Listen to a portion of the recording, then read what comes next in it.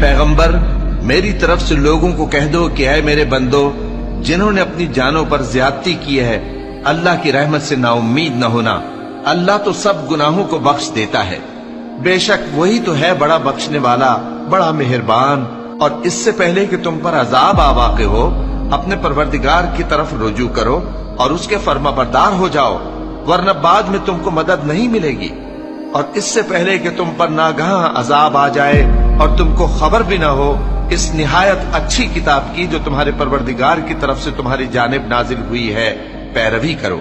ऐसा न हो कि उस वक्त कोई शख्स कहने लगे कि हाय उस कोताही पर अफसोस है जो मैंने अल्लाह का हक मानने में की और मैं तो हंसी ही करता रहा।